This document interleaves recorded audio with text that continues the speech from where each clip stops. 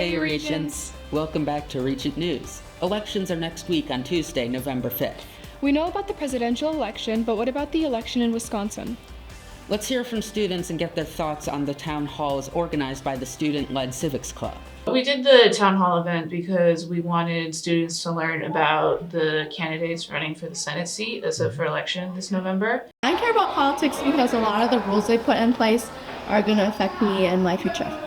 This election in particular, there are some candidates that are trying to take away women's rights to their own health, and I feel like it's really good for women to, be able to choose what they want to do with their bodies. Every election matters. I guess it's the person who leads our country, and our country is one of the most politically powerful countries in the world, so the person who gets elected doesn't only affect our internal policy and how it is to live here, but it also affects the lives of people in countless other countries who are affected by U.S. foreign policy. I thought it was really cool. I think it's really cool that we're inviting politicians to talk to our school. For everything that he said, he stated a reason. So even if you didn't agree with him, you could see where he was coming from, and I appreciated that clarity. Yeah, even though we can't vote, we can still get other people to go out and vote and talk about politics. And of course, talking about politics in our youth before we can vote can help us form an idea of what we need to do when we are older and can't vote. Thanks, everyone. Now, back to the news desk to talk about the referendum. What is a referendum? A referendum is an amendment to the Constitution of Wisconsin changing a law. They can be written in a confusing way. Here's the statewide referendum on the ballot.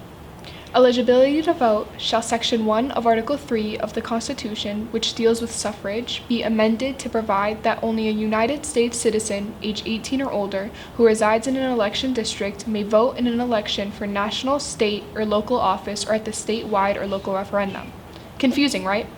But what would this change? A yes vote indicates support for changing our state constitution to remove the guarantee that every U.S. citizen has the right to vote. Instead, the Constitution would say that only U.S. citizens have the right to vote, which would open the door to further limits to the right to vote.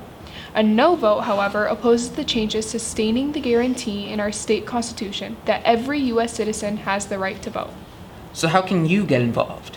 One way is through classes we have here at West. Lots of students are already enrolled in political courses, being educated in our government, history, and our community. West offers opportunities for students to get involved in clubs. Here's what some students have to say. How has the stuff we have learned so far affected your view on American politics and our society?